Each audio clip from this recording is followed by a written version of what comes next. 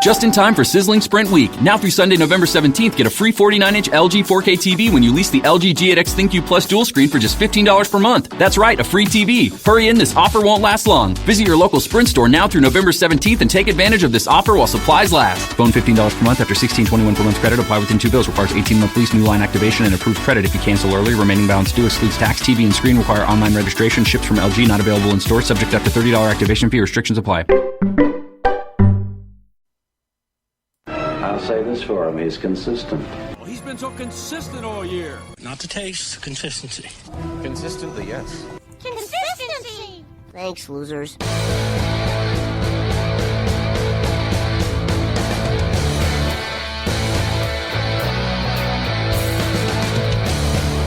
Hey, hello everybody. Welcome back to another week of Fantasy Football Consistency Show. Heading into Week 14 playoff time for those of you who made the playoffs. And I made playoffs in quite a few, about 74%, 17 out of the 23 season-long leagues that I played in. So pretty happy about that. And hopefully everybody who's been listening to the show and been a part of the consistency system all year here at Big Guy Fantasy Sports has also made it to the playoffs. Certainly let me know if you're a listener, a follower. Hit me up on Twitter. Hey, let me know how your team went, how you did. Always love to hear from the folks when they do well with the consistency. And even if you didn't, let me know what happened. You know, was it injuries? Was it some bad calls on my behalf? Because you know what? That happens. And I've certainly had some teams that I've struggled with as well. Obviously, 6 of them didn't make the playoffs, so those teams had some injury issues, made some calls.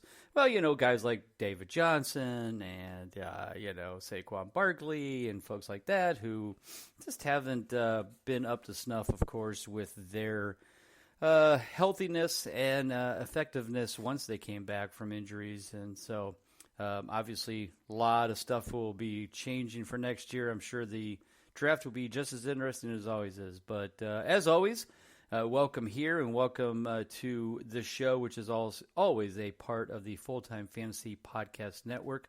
We enjoy being a part of that. And certainly congratulations to everybody there at Full-Time Fantasy. I saw Scott Atkinson just got the position of Senior Vice President over at Sports Illustrated, which is very cool. Obviously, they've got a great partnership there with Sports Illustrated, so glad to be a part of that as well. Always, don't forget fantasygo.com. Always want to throw in a plug for David Ibrahim and his group there. Was helping some folks on the site this year, helping them get to the playoffs, do their best each week, and it was a lot of fun. Really enjoyed doing it. Hoping to do a lot more of them next year as well. So if you're needing some help during the playoffs, go to fantasygo.com, click on my name, and we'll help you through this week's decisions, lineup decisions, and all that kind of stuff. Not a bad fee, $7 I think is the cost, so certainly do that as well. All right, so let's get started. We know everybody's pretty excited about you're into playoffs and you're looking for some people you want to kind of know who to start, who to not, who's been consistent, who hasn't, and we got that for you. So let's start with the quarterback position. We finally saw Aaron Rodgers have his first big game of the year as he was first in total points this week with 30.55. But as we all know, it has not been a good year for consistency for Aaron Rodgers. He's 8th in total points, respectable, but 42% consistency. That was only his 5th clutch game of the year. And you just can't have your stud quarterback or a guy, you're heading into the playoffs with at that kind of consistency because you just don't know what you're going to get. I'd much rather have a guy like, Jameis Winston, who's 58% consistent because he's got at least 3 more games under his belt, and he always seems to be throwing because they're always losing. But, yeah, it's been a rough year for quarterbacks as it was last year, too. I mean, if you're sitting on Lamar Jackson, Dak Prescott, even Josh Allen, Patrick Mahomes, Deshaun Watson, those are the 5 guys over 75% consistent, and they're all in the top 10 in scoring as well. The only reason Mahomes is at 9, he'd probably be a lot higher, but he missed, of course, the 2 games due to injury. All the other guys have played their 12 games. So that group right there, if you have one of those 5, you're doing okay. I've actually in a league, in the Kings Classic League, you probably remember me talking about it, obviously the best of the best in the country we do here in Canton, Ohio at the Pro Football Hall of Fame every August. I drafted not only in the auction league, I bought Patrick Mahomes, also bought Josh Allen. So I got Josh Allen sitting on my bench and don't know what to do with him other than to sit him there. And if Patrick Mahomes gets hurt here in the playoffs, I got a very solid backup, and I'm pretty happy about that. Also, after this week, we're looking at guys like Matt Ryan, Ryan Tannehill, Russell Wilson, Jameis Winston, Tom Brady, all in the, I'll call it 60 to 70% range. Kyle Murray at 67%. The big four there of Wilson, Winston, Brady, and Goff, 58%. Matt Ryan, Ryan Tannehill, 64 and 63. After that, you get into the 50%-ish guys. Drew Brees, Kirk Cousins, Carson Wentz, Phillip Rivers, Baker Mayfield, all just not doing their job this year from a consistency standpoint. And a lot of these guys we counted on. I was certainly high on Baker. I was certainly high on Wentz. I wasn't high on Drew Brees. If you remember, I talked a lot in the Fantasy Football Consistency Guide about Drew Brees' lack of consistency over the last 2 years heading into this year, and said, don't be fooled by the name. He's got a good team around him. He doesn't need to throw the ball a lot. He's got Alvin Kamara. At the time, of course, he also got Latavius Murray. But injuries to Kamara certainly have hurt. Latavius Murray filled in pretty well. The only receiver he's really got that's been a decent fantasy guy, and of course he's the best fantasy guy right now, has been Michael Thomas. I still haven't figured out how teams don't double team Michael Thomas and take him out of the game, but he's that good. So he certainly has done a great job there. But the quarterback situation's rough. If you're heading to the playoffs this week, you don't have one of those very consistent players. Obviously, we got to look at the matchups, and there's some, ones certainly to look to this week. I can't get into them all because we don't have a lot of time in the show. But if you have any questions, don't forget, hit me up on Twitter at Bob_Lung, and I will be more than happy to help you out with those decisions. If you haven't noticed, Ron Rigney or Colby are not here with me this week. Both of them had some previous engagements they had to go to, and it's no big deal. We can handle this by ourselves. So that's pretty much on the quarterbacks. Like I said, the key is, if you don't have one of the guys you can count on, one of those consistent studs that I talked about, then the key would be to basically go and play the matchups, look at the guys you have, and if you get really stuck, hit me up at Bob_Lung or Bob at Big Guy Fantasy Sports by email. So let us move into the running back position. This past week was a really wild one. We had 3 guys at the top of the list this week that basically are backups on their team. James White, Darius Guice, Rashad Penny, all over 25 fantasy points. And again, Chris Carson, Adrian Peterson, Sony Michel are supposed to be the guys for that group. Some of them did okay and earned a clutch game as well, like Chris Carson. But the key is that their backups are doing a lot better job. James White amazes me because when I went to bed that night, I was watching the Monday night game with the Patriots and the Texans. They weren't doing anything at all. And all of a sudden, right after I went to bed, I guess White, Tom Brady, and Julian Edelman, but all 3 went off and knocked me out of the other Kings Classic playoffs, which really sucked. But Rashad Penny was part of that problem as well. Or not that night, but the Monday night. Yeah, that was a Sunday night game, so it was a Monday night game. Rashad Penny did me in, which really hurt a lot. But let's take a look at the guys, that have been consistent this year. So that maybe you can get a feel for, if you're looking at your lineups and who to start and who to sit, just how good your guys have been consistency-wise and whether or not you should doubt them. Because I know this is what happens during the playoffs. We all want to overcoach. You really want to try to focus on kind of going with the players that got you there. But I get it. They may be semi-injured. They may be going against a tough defense. But if they've been consistent, you got to go with them. And we know who those guys are. Dalvin Cook, Leonard Fournette, both 100% consistent. Christian McCaffrey, number 1 in total points, 92% consistent.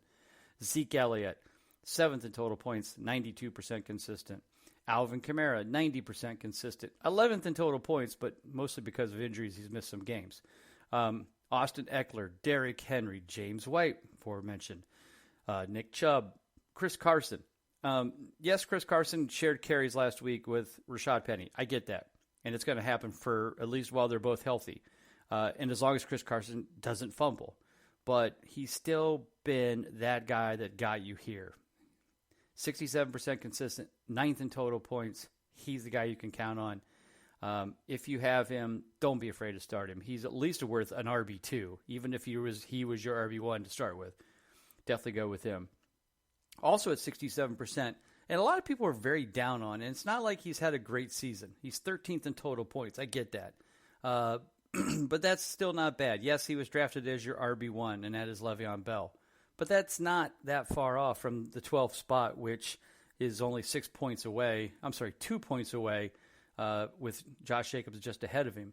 But he's 67% consistent, which is tied with Saquon Barkley, tied with Chris Carson, ahead of Todd Gurley, and Melvin Gordon, Aaron Jones, Mark Ingram. I mean, he's ahead of all these guys. So don't be too disappointed with Le'Veon Bell. Yes, he's had a down year, but I wouldn't say it's a terrible year. It just hasn't been super productive when he's been on the field, but he's been at least semi-consistent, which 1, 2, 3, 4, 5, 6, 7, 8, 9, 10th. He's tied for 10th in consistency at 67%. That's nothing to sneeze at, that's for sure. So anyway, let's move on down. Like we talked about Barkley, obviously injuries have did him in this year. And he hasn't been 100% since he came back. Devin Singletary is 67%. Since he's been a starter, he's even been better than that since he took over for Frank Gore. While he was sharing, obviously not as good. So he's definitely been picking it up. Ty Gurley, 16th total points, 64%. Melvin Gordon, 5 for 8, 63% since he's been back. Aaron Jones, Mark Ingram, and Josh Jacobs are all three guys that a lot of people feel like they've really done well with. But when it comes right down to it, all three of them are 58% consistent. That is not going to get it done. Now, of those three, they're all basically were drafted as RB2. I get that. So you're getting RB2 numbers, you're getting RB2 consistency, but still 58% not as good, at this point. As we move down the list, we get into the 50% and under, and this is where we start seeing some guys that have really hurt us, especially based on where you drafted them. And I'm talking about guys like Joe Mixon at 50%, Marlon Mack, Devontae Freeman, Tevin Coleman, David Johnson, Jordan Howard, Damian Williams, was a second-round pick. Of course, if you read the consistency guide, you know as well as I did that I was very adamant not to draft Damian Williams. I don't have him on any of my teams, and I'm very glad I didn't. Also down, now we get into the 40% range. David Montgomery, Tariq Cohen, Carlos Hyde at 33%, Sony Michel at 33%. So any of those guys that you drafted, based on an RB2 or better, certainly have hurt you a little bit from that standpoint. All right, so let's move on to the wide receiver position. As you all know, our favorite whipping boy for the last number of years has been Devontae Parker. Always hyped in the preseason, never comes through. Definitely has never been consistent. I don't think he's ever been even over 40 or 50% consistent. And all of a sudden this year, Devontae Parker is top 20 in total points, 83% consistent. That's tied for 4th overall. Yep, he is tied with DeAndre Hopkins, Julian Edelman, Julio. He's ahead of Julio Jones. Who's at 82%, but still close enough. He has been a big surprise. If you jumped on him when he started getting consistent, started being hot, good for you. But I think we're all surprised by him this year. But Ryan Fitzpatrick loves him, throws him the ball a lot. We'll see if that continues next year. They may be going after a quarterback for sure. And if that happens, then we could have some troubles with the consistency of the quarterback more than the consistency of Devontae Parker. But he certainly is proving his worth this year. As I mentioned earlier, top of the list, Michael Thomas, 12 for 12, perfectly consistent. Basically the only one who's perfectly consistent in all the positions. I take that back, except for Travis Kelce. So 100%. Well, and I take that back too. So I forgot Dalvin Cook and Leonard Fournette. But, Dalvin Cook is injured now, so we'll see how that all turns out. But the bigger surprises at the top of the list are John Brown and Golden Tate. John Brown's played all 12 games, 15th in total points. So he's not setting the world on fire on a game-to-game basis. But what he is doing on a game-to-game basis is earning you more than 11 fantasy points a week. And that's what you want out of your wide receivers, especially a guy like John Brown, who you probably grabbed as your wide receiver 4 or 5. I didn't really bring him up as a candidate to draft. I wasn't down on him. I wasn't high on him.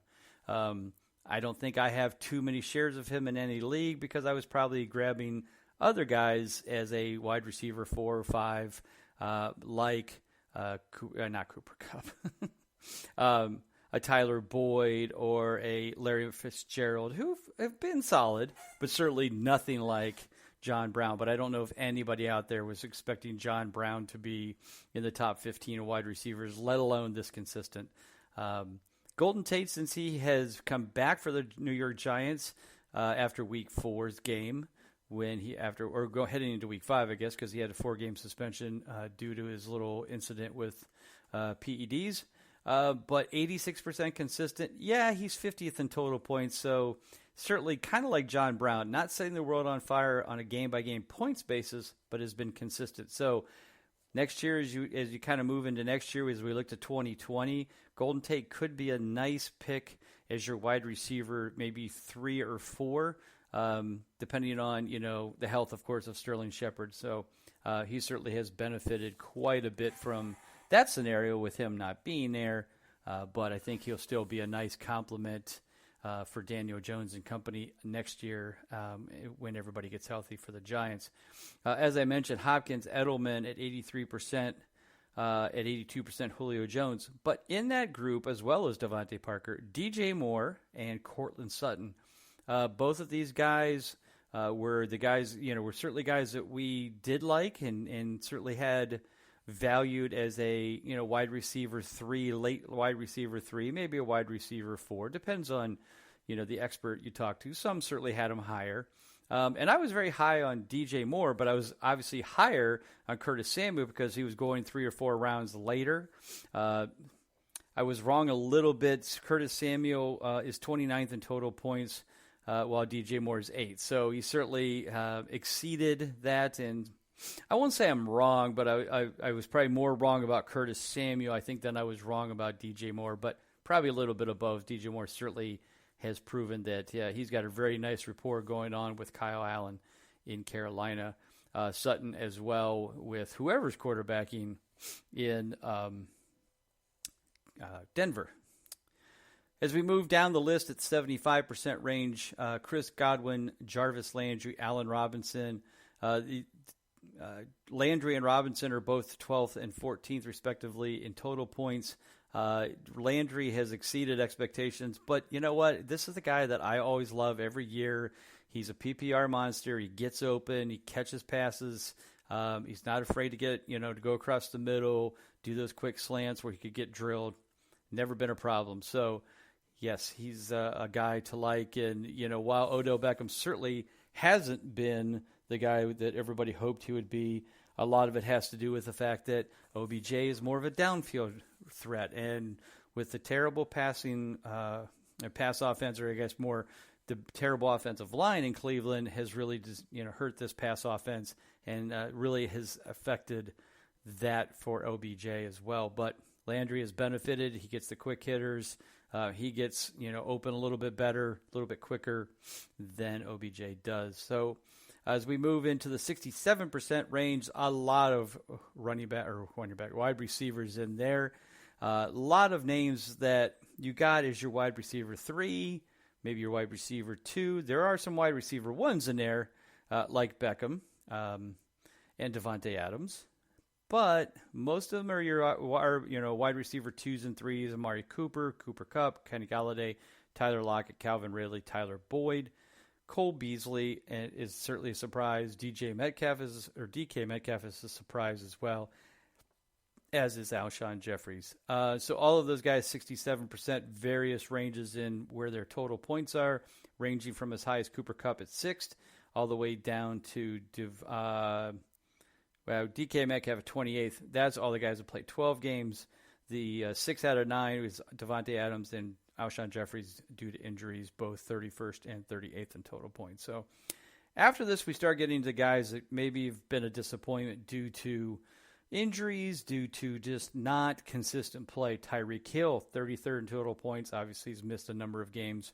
But he's only 5 out of 8 when he's been on the field, 63%. He missed again this past week with only 10 fantasy points, did not exceed the 11, or at least the 10.3 that you need. As we move down, number 3 in total points, Mike Evans, 58% consistent.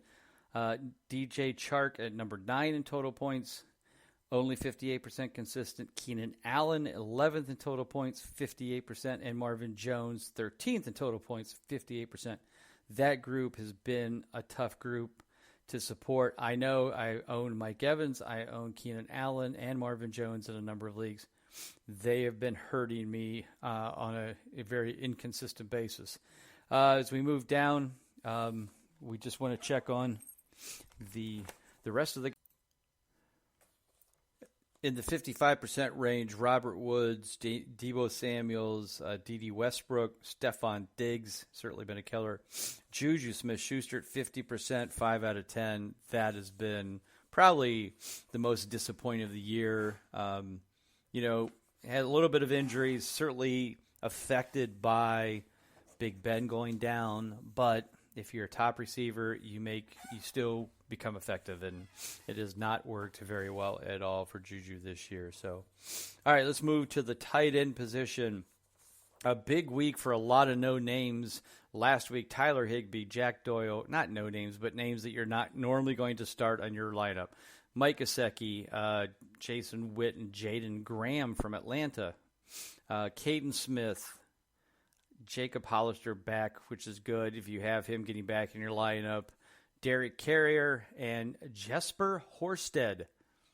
No idea, never heard of him, but he's obviously doing a better job than Trey Burton in Chicago because that's where he plays. Some guys had some down games again last week. Zach Ertz, only 5.4 points. George Kittle, 3.7. Hunter Henry, 3.0. Not what you want to see as you're getting ready for the playoffs.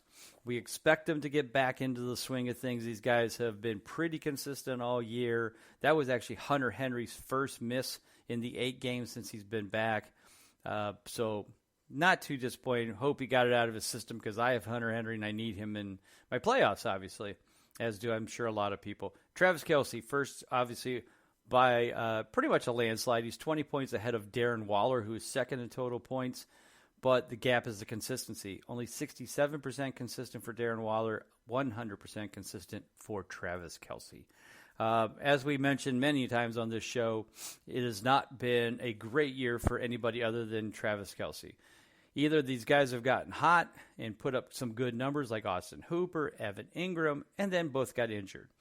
They're both due to come back this week, but it's hard to trust them. And when you're in the playoffs, you need every point you can get, and you don't want a guy that could walk out there, say he's healthy, and within the first series be back on the sidelines and done for the day. So be careful with those guys. Make sure they're 100% healthy. Watch the pregame. Make sure you're on top of those players, especially those two. I have Evan Ingram in a number of leagues. I'm a little leery. I have picked up guys like Caden Smith, who's been his backup, to replace him or at least get somebody else that's worthy for a replacement this week. So keep an eye out. Jack Doyle's a good guy for that. He certainly has put up some good numbers since Ebron went down. That's certainly a guy worth getting. Mike Gesicki has been solid. As I mentioned, Caden Smith has been decent in back in filling in for Evan Ingram. So those are the kind of guys to keep an eye out on. George Kittle should be back this week. Again, not a great start last week, but getting back in the lineup. Of course, the Darren Wallers, Mark Andrews, Zach Ertz. You got to play those guys. They've been certainly very solid. Travis Kelce's not even a question.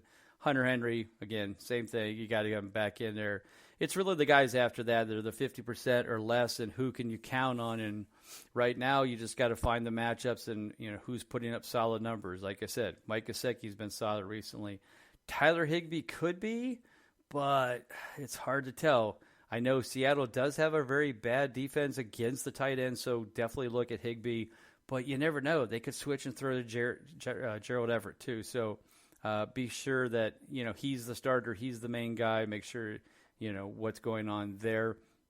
Some other guys that have had decent weeks the last couple of weeks. O.J. Howard, believe it or not, has. Jared Cook, since he's been back from injury, and Drew Brees has been back from injury, have both been looking pretty solid together. So certainly worth getting. These other guys I mentioned, it's really tough to put them in, but go with the best bet you got out there. Look at the matchups. If you have any questions, don't hesitate to hit me up at Bob_Lung, or you can email at bob@bigguyfantasysports.com. Thanks again for listening, guys. I hope everybody has a great week. Take care. God bless. And don't forget, listen this weekend to Consistently Cashing with Ron Rigney and Colby Conway, as well as the Prop It Like It's Hot show with myself and Colby as well. Both will probably be out there on Spreaker on Saturday. If you should see them by the end of the day Saturday, probably late afternoon. All right. Well, thanks for listening. Everybody have a great week. Take care. God bless. And we'll see you next week. Good luck in the playoffs.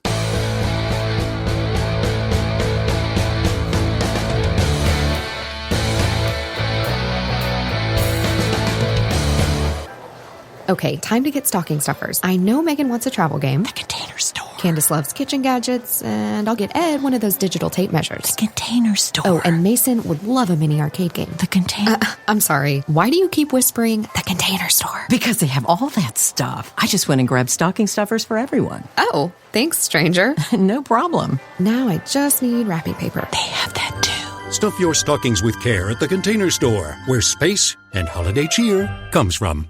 And now, an ad from Dad. All right, save money on car insurance when you bundle home and auto with Progressive. Can I take these off? All right. What is this? This looks good. Wow. That's well made. Where did you get this? I'm talking to you with the hair. Yeah, where did you get this? It's good stuff. That's solid. That's not veneer. That's solid stuff. Progressive can't save you from becoming your parents, but we can save you money when you bundle home and auto. Progressive Casualty Insurance Company, affiliates, and other insurers. Discounts not available in all states or situations.